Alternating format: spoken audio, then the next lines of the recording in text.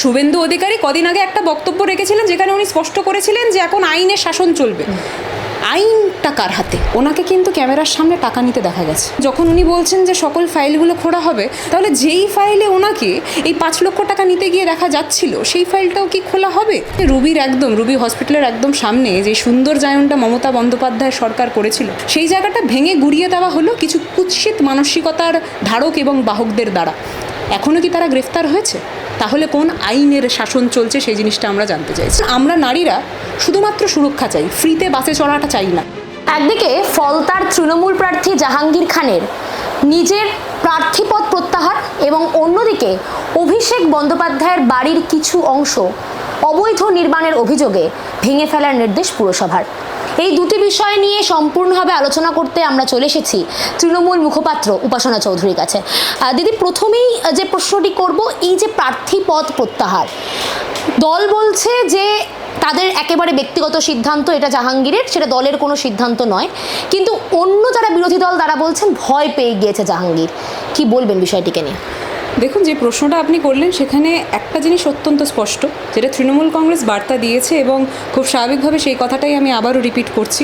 জাহাঙ্গীর খানের ডিসিশন পুরোপুরি তার ব্যক্তিগত, এবং সেখান থেকে উনি ভয় পেয়ে নাকি তার পরবর্তীতে অন্য কোনো ক্ষেত্র থেকে সেই প্রত্যাহারটা করেছেন সেই ব্যাপারে তো আমি জ্যোতিষী নই, আমি সেই ব্যাপারটা বলতে পারবো না। কিন্তু মূলত তৃণমূল কংগ্রেস পিছুপা হয়নি, তৃণমূল কংগ্রেস কোনো যুদ্ধ থেকে কিন্তু পালিয়ে যায়নি। এইটুকুনি তৃণমূল কংগ্রেসের একজন প্রতিনিধি হয়ে একটা স্পষ্টভাবে আমি আপনাদের চ্যানেল মারফত প্রত্যেকটা কর্মীকে বার্তা দিতে চাইছি। শুধুমাত্র তাই কেন, যখন জাহাঙ্গীর খান পুষ্পা এই জিনিসটা নিয়ে একটা বড় কথা উঠেছে, তুমি হয়তো নেক্সট প্রশ্নটা আমাকে এটা নিয়েই করতে, তো সেখান থেকে আমি প্রথমেই সেটার উত্তরটা দিয়ে দিই যে আমি শুনছিলাম যে শুভেন্দু অধিকারী জাহাঙ্গীর খানকে বলেছেন যে উনি সেলফ ক্লেমড পুষ্পা, তাই তো? তা আমি সর্বপ্রথম একটা কথা বলে দিই যে তৃণমূল কংগ্রেস কিন্তু জাহাঙ্গীর খানকে কোনোদিন পুষ্পা হিসাবে ট্যাগ দেয়নি। এই পুষ্পা নামক ট্যাগটা জাহাঙ্গীর খান নিজেকে দিয়েছিলেন প্রথমত, তার পরবর্তীতে বিভিন্ন মিডিয়া চ্যানেল মারফত সেই জিনিসটা কিন্তু ছড়িয়ে যায়, বিভিন্ন মানুষ গ্রহণ করে, বিভিন্ন মানুষ সেই জিনিসটাকে বেশ এক্সাইটিং একটা ব্যাপার হিসাবে নেন। কিন্তু আজকে আমাদের সকলকে বুঝতে হবে যে দল যখন বিরোধীতে, তখন যদি কেউ মাঠ ছেড়ে পালিয়ে যান, সেইটা আমার দলের সিদ্ধান্ত স্বাভাবিকভাবে নয়, এবং তার ব্যক্তিগত ক্ষেত্র থেকে কোন বিষয় থেকে উনি সরেছেন, কোন বিষয় থেকে উনি মুভ করছেন, এটার একটা বড় প্রশ্নের উত্তর আমরা সকলেই কিন্তু চাইছি এবং আগামী দিনে হয়তো পাবো।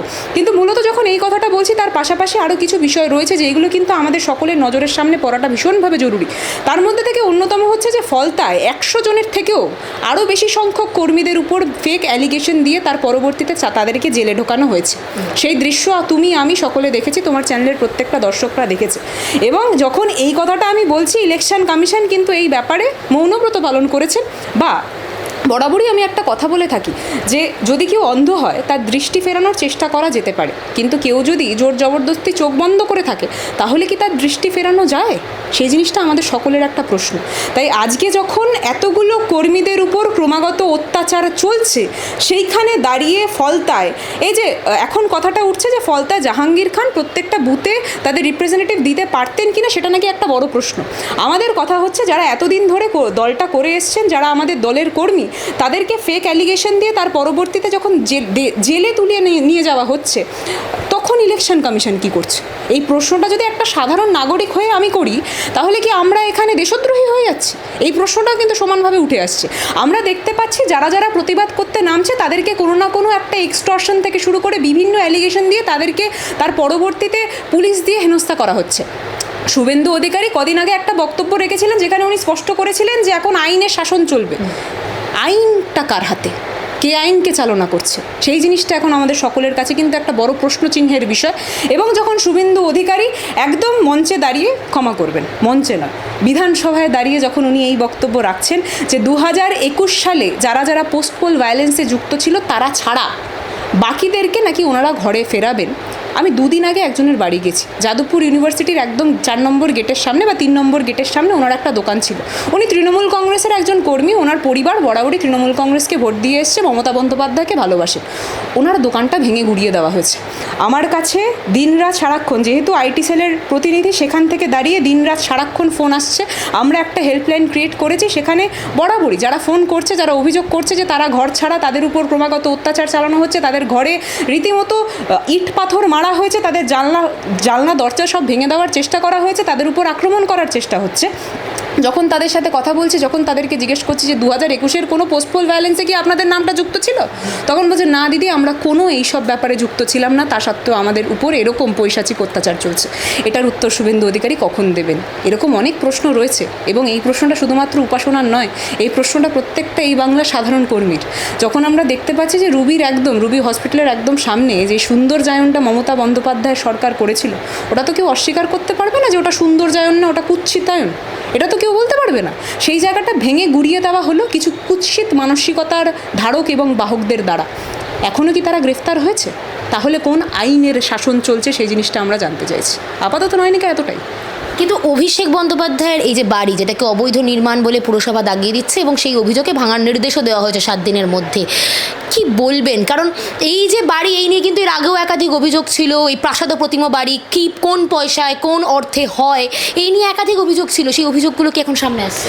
দেখুন, অভিযোগ এবং অভিযোগের পরবর্তীতে কি রেজাল্ট আসে সেটা কিন্তু আমাদের দেখা ভীষণভাবে জরুরি। কারণ তুমি যখন অভিযোগের কথা বলছো, আমি কানে হাত দিয়েই বলছি, আমাদের এখন যিনি মুখ্যমন্ত্রী অর্থাৎ শ্রী শুভেন্দু অধিকারী, ওনাকে কিন্তু ক্যামেরার সামনে টাকা নিতে দেখা গেছে। তো ওই অভিযোগটা কি সত্যি? মানে এটা একটা সাধারণ নাগরিক হিসাবে আমার একটা প্রশ্ন, আমি জানি না। এবং যখন উনি বলছেন যে সকল ফাইলগুলো খোলা হবে, তখন নয়নিকা সাধারণ নাগরিক হিসাবে এই প্রশ্নটা উঠে আসছে, তাহলে যেই ফাইলে ওনাকে এই 5 লক্ষ টাকা নিতে গিয়ে দেখা যাচ্ছিল, সেই ফাইলটাও কি খোলা হবে? এই প্রশ্নগুলো যখন আমরা তুলছি, সেখানে কি আমরা স্বাভাবিকভাবে ভুল কোনো প্রশ্ন তুলছি? আমার তো মনে হয় না। তাই আজকের দিনে দাঁড়িয়ে অনেক কিছু প্রশ্ন উঠে আসছে আমাদের সকলের চোখের সামনে।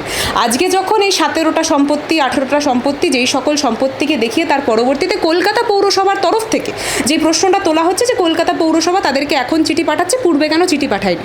বিশ্বাস করুন, ঠিক কদিন আগের ঘটনা, আমার কোন সালটা মনে পড়ছে না বা কোন মাসটাও মনে পড়ছে না, খুব স্বাভাবিকভাবে সজল ঘোষের বাড়ির কোনো একটা পোর্শনের অবৈধ নির্মাণ নিয়ে একটা প্রশ্ন তোলা হয়েছিল। এবং শুধুমাত্র সজল ঘোষ কেন, আমি সজলদাকে কেন এখানে শুধু টানছি, তার পাশাপাশি এরকম বহু নেতারা রয়েছে যাদের বাড়িটা যদি একটু আপনারা ক্যামেরা নিয়ে একটু ঘুরে দেখেন, চারপাশটা একটু কেটে দেখেন, আপনারা এরকম নিজের চোখের সামনে দেখতে পাবেন যে এইগুলো অবৈধ নির্মাণ। এবং হ্যাঁ, তৃণমূল কংগ্রেসের নেতাদের কথা আমি বলছি না, বিজেপি অর্থাৎ আজকে যারা শাসক দল, তাদের বাড়ির আশপাশটা একবার জাস্ট চক্কর কাটবেন, ইন্টারভিউ নিতে যাবেন তো তখন একবার চক্করটা কেটে আসবেন। আমি আপনাকে লিখিতভাবে দিতে পারি যে কত সংখ্যক বাড়িতে ওই অবৈধ নির্মাণের কথাগুলো উঠে আসবে পরবর্তীতে। এবং কি জানেন তো, আমাদের কথা হচ্ছে যে অভিযোগ যেইগুলো অভিষেক বন্দ্যোপাধ্যায়ের বিরুদ্ধে তুলে ধরার চেষ্টা হচ্ছে, পূর্বে আমরা দেখেছি যে জয়সার সম্পত্তি কীভাবে 16,000 গুণ বৃদ্ধি পেল, সেই নিয়ে আমরা প্রশ্ন তুলেছি। কাল বাদে পরশু গোটা বিষয়টা ভুলিয়ে দেওয়ার চেষ্টা হয়েছে।